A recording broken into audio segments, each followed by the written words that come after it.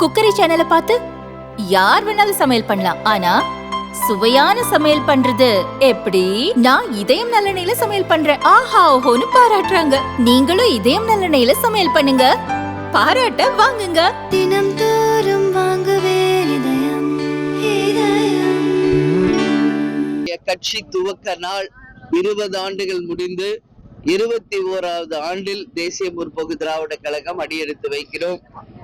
இங்கு மட்டும் இல்லை, தமிழகம் முழுவதும் இது போல கொடியேற்றி நம்மளால முடிந்த உதவிகளை மக்களுக்கு கொடுத்து மிக சிறப்பாக கொண்டாடி கொண்டிருக்கும் தேசிய முற்போக்கு திராவிட கழகத்தை சேர்ந்த அனைத்து மாவட்ட செயலாளர்களுக்கும், நிர்வாகிகளுக்கும், தொண்டர்களுக்கும், தலைமையில இருந்து பொதுச் செயலாளராக, அவங்க அந்நியராக என் மனப்பூர்வமான வாழ்த்துக்களை இந்த நேரத்திலே தெரிவித்துக் கொள்வதில் பெருமகிழ்ச்சி அடைகிறேன்.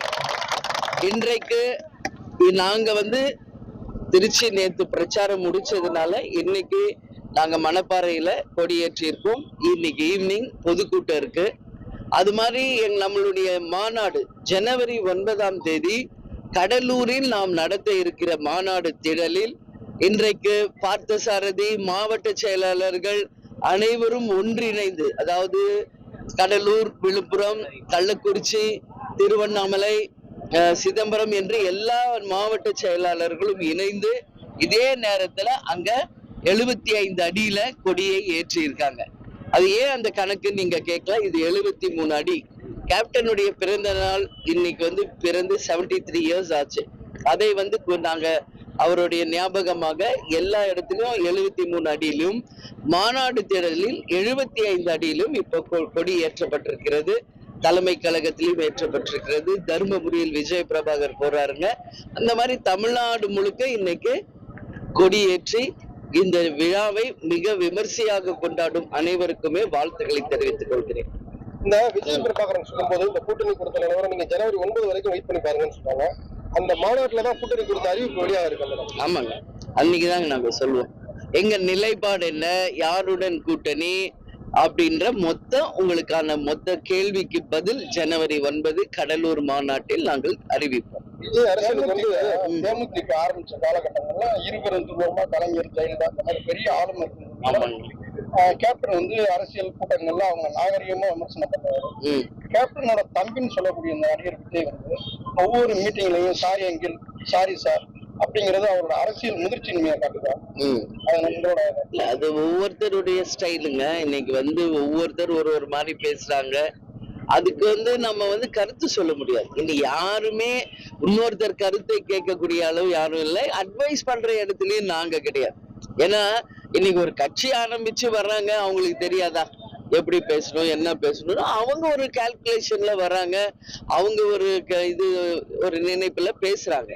அதுக்காக நம்ம அது குறை சொல்லணும்னோ, விமர்சனம் சொல்றனோ, இல்ல அட்வைஸ் பண்றோமோ, எங்களுக்கு அப்படி ஒண்ணும் இல்லை. அதனால அவங்கவுங்க ஸ்டைல்ல அவங்கவுங்க பேசுறாங்க. முதல் பிரச்சாரத்தை திருச்சியில இருந்து தொடங்கியிருக்காரு மேடம். ஆமா, ஏற்கனவே 2 மாநாடு நடத்தி இருக்காரு. பொதுவெளியில மக்களோட நான் பிரச்சாரம் பண்ணுவேன்னு சொல்லியிருக்காரு. அந்த வகையில நேத்து திருச்சி, அரியலூர், பெரம்பலூர்னு வந்தாங்க. பட் ரொம்ப காலதாமதமாக தான் போய் ரீச் ஆச்சுன்னு சொன்னாங்க. பட் நான் பார்க்கல. ஏன்னா எங்களுக்கு தொடர்ந்து சுற்றுப்பயணம் இருந்ததுங்க. நான் கேள்விப்பட்டேன்.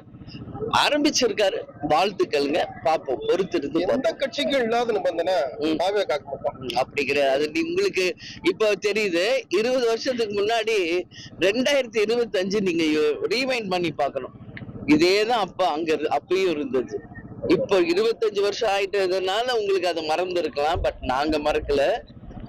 எல்லாமே எதிர்நீச்சல் போட்டு வந்தாதான் வாழ்க்கையில வெற்றி பெற முடியும் என்பது ஒரு சாதாரண நபருக்கே இருக்கு. அப்படி இருக்கிறப்ப இது ஒரு அரசியல் கட்சி. பெரிய ஆளுமைகள் ஆல்ரெடி ஆட்சி செய்த ஒரு பூமி.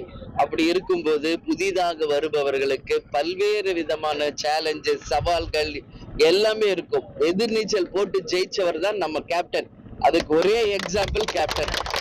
அது திரைத்துறையாக இருந்தாலும் சரி, அரசியலாக இருந்தாலும் சரி, சவால்களை முறியடித்து வெற்றி பெறும் போதுதான் அது மக்களால் அங்கீகரிக்கப்பட்டது. இல்ல அதேதான் திரைத்துறையிலிருந்து கேப்டன் வரும்போது 20 வருஷத்துக்கு முன்னாடி இதே மாதிரிதான் கடுமையான நிபந்தனைக்கு அப்புறம் தான் அவர் வந்தாரு. ஆமாங்க. அதே மாதிரி இப்ப விஜயும் திரைத்துறையிலிருந்து வந்தாரு. அது மாதிரி புதுசா திரைத்துறையிலிருந்து வரும்போது அவங்களுக்கு மட்டும் இவ்வளவு பெரிய நெருக்கடி கொடுக்க வேண்டிய அவசியம் இல்ல.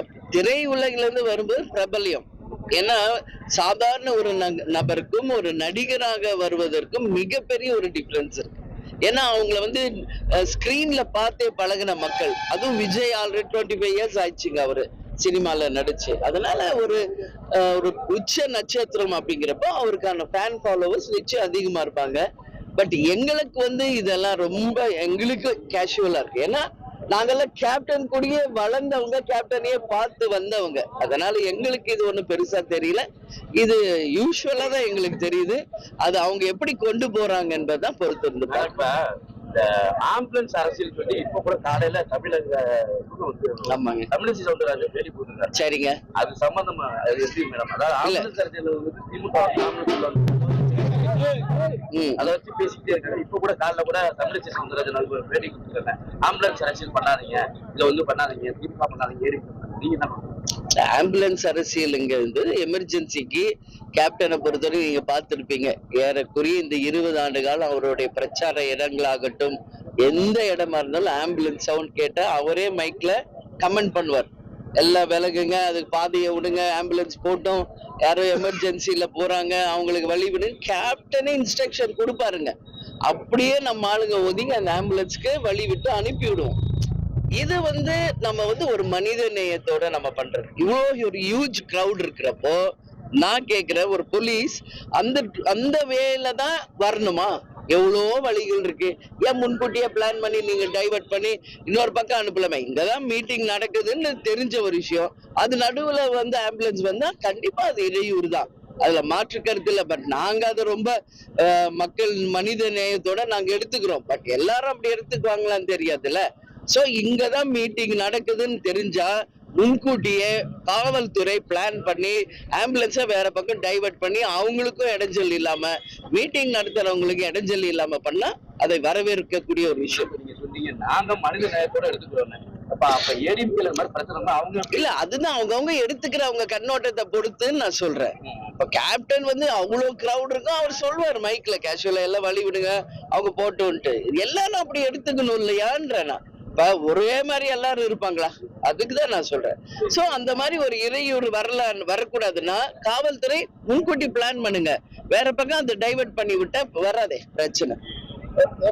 பிரச்சாரத்தை ஆரம்பிச்சு பிரதான கோரிக்கையா எதை முன் வச்சு பிரச்சாரம் பண்ணுங்க? விஜய் ஒரு தேர்தல் வாக்குறுதினா கூட்டணிகளை சேர்த்தாலோ தனியா பிரச்சாரத்தை ஆரம்பிச்சாலோ தமிழகத்துக்கு மத்திய அரசுக்கு ஒரு பிரதான கோரிக்கை வச்சிருக்கோம். எதை முன்னெடுத்து எங்களை பொறுத்த வரைக்கும் இன்னும் நாங்க தேர்தல் பிரச்சாரம் அப்படின்னு நாங்க போல உங்களுக்கு கிளியரா நாங்க சொல்லிட்டு தான் வந்திருக்கோம்.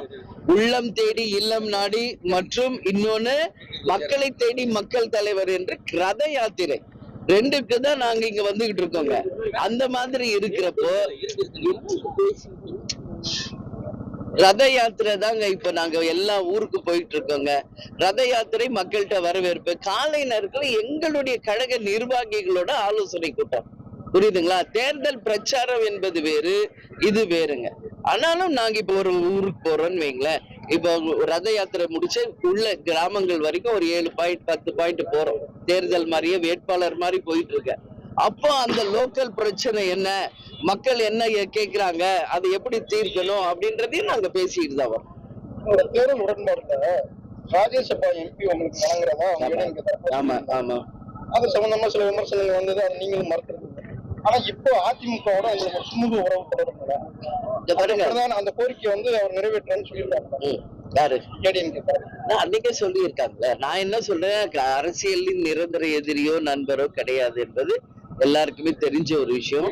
அது பல மாட்டி நான் வந்து அதுக்கான விளக்கத்தை உங்களுக்கு கொடுத்துட்டேன். அதனால நாங்க வந்து ஏதோ ராஜ்யசபா மட்டுமே போக்கஸ் பண்றோன்றது கிடையாது. நாங்க இப்போ எங்க கட்சி வளர்ச்சி, எங்க கட்சி அடுத்த தேர்தலுக்கு தயாராவது, ஏன்னா பூத் கமிட்டி அமைப்பது என்பது ஒரு மிகப்பெரிய சேலஞ்ச். ஒரு ஆளுங்கட்சியும் ஆண்ட கட்சி மட்டுமே இவை இருக்கும். தேமுதிக 3வது ஒரு பெரிய கட்சியா இருக்கிறதுனால நாங்க அதை போக்கஸ் பண்றோம். BL2 எல்லா இடத்துலயும் முடிச்சாச்சுங்க. நிர்வாகிகள் கூட்டம், தேர்தல் எப்படி சந்திக்கணும், இப்படிதான் நாங்க போயிட்டு இருக்கோம். அந்த உரிய நேரம் வரும்போது அந்த கூட்டணியோட நாங்க எங்களுடைய தேர்தலுக்கான பயணங்களை அப்ப ஆரம்பிப்போம். விஜயோட கூட மாநாட்டுல அதே மாதிரி பொதுக்கூட்டத்துல எல்லாம் இந்த கேப்டனோட புகைப்படத்தை எல்லா இடத்துலயும் பயன்படுத்துறாங்க. அப்பொழுது அவங்க வாக்கு வங்கி இது பண்றாங்களா? எதுக்கு வாக்கு அவர் படம் விஜய் படம், இன்னொரு பக்கம் விஜயகாந்த் படம். சரி. இதுதான் பெரும்பாலான இடங்கள்ல காட்டுறாங்க. அதற்கான வாக்கு வங்கிக்கு விஜயகாந்த் பயன்படுத்த இல்ல, அவரு பிரச்சாரத்துல அவர் பேசுறப்ப செஞ்சு தம்பி நான் சொல்லி பேசியிருக்காரு. சரி சரி, நான் என்ன சொல்றேன், அவர் அண்ணன் சொல்றாரு கேப்டனை, அவ்வளவுதான். நாங்க அதனால அவரை தம்பி அப்படின்ட்டோம். நான் ஏற்கனவே இதுக்கு பல வாட்டி பதில் சொல்லிட்டேன். அவரு எங்களை பொறுத்த வரைக்கும் தம்பி. அதனால வாழ்த்துக்கள், நல்லா வரட்டும், பாத்துக்கலாம். எம்ஜிஆர் படத்தை பயன்படுத்தக்கூடாதுன்னு ஏடிஎம்கே சொல்றாங்க. அது மாதிரி விஜயகாந்த் படத்தை பயன்படுத்தக்கூடாதுங்கிறது உங்க கோரிக்கை இல்லை, அவர் பயன்படுத்தலாம். நான் தான் ஏற்கனவே சொல்லியிருக்கேனே, சினிமாலயே எல்லாரும் பயன்படுத்திக்கிட்டு தானே இருக்காங்க கேப்டனை. தெளிவா நான் சொல்றேனே ஒவ்வொரு பிரஸ் மீட்லயும், கேப்டன் எங்க குடும்ப சொத்து மட்டும் இல்ல, எங்க கட்சி சொத்து இல்ல, தமிழக மக்களின் சொத்து அவர். கேப்டன் இருந்தப்போ அந்த திரையுலகை எப்படி காப்பாத்தினார் என்பது ஒட்டுமொத்த திரையுலகத்துக்கு தெரியும். அப்படி இருக்கிறப்ப அவங்க உரிமையோட கேப்டன் படத்தை போடுறாங்க. அதை நாங்க நிச்சயம் தடுக்க மாட்டோங்க. அவர் வந்தது திரையுலகில இருந்து அரசியலுக்கு. அதனால அவர் எங்க சொத்து மட்டும் இல்லை, தமிழக மக்கள் சொத்துன்னு நான் உறுதியா சொல்றேன். கேப்டனோட பல தேர்தல்கள்ல பயணம் செஞ்சிருக்கீங்க. இந்த தேர்தல்ல எத்தனை அணிகள் போட்டியிடும் அப்படிங்கிற ஒரு எதிர்பார்ப்பு? யசுலு 2 கூட்டணி ஆல்ரெடி இருக்கு. சீமான் அவர்கள் தனியன் இருக்காங்க. சோ விஜய் தான் இப்ப புதுசா வந்திருக்காரு. பாப்போம் இதுல. ஏன்னா நம்ம எல்லாமே இன்னைக்கே பதில் சொல்லிட முடியாது. இன்னும் 6-7 மாதம் இருக்கிறது. பல்வேறு விதமான மாற்றங்கள் வரலாம், எல்லாமே இருக்கு. சோ இதுதான் பிக்ஸ்ட் அணி, நம்ம யாருமே சொல்ல முடியாது. அதனால கொஞ்சம் வெயிட் பண்ணி பார்ப்போம், யார் யாரோடு சேர போறாங்க, எந்த அணிகள் ஃபைனல் என்பதை இன்னைக்கு நம்மளால சொல்ல முடியாது. We will wait. நன்றி.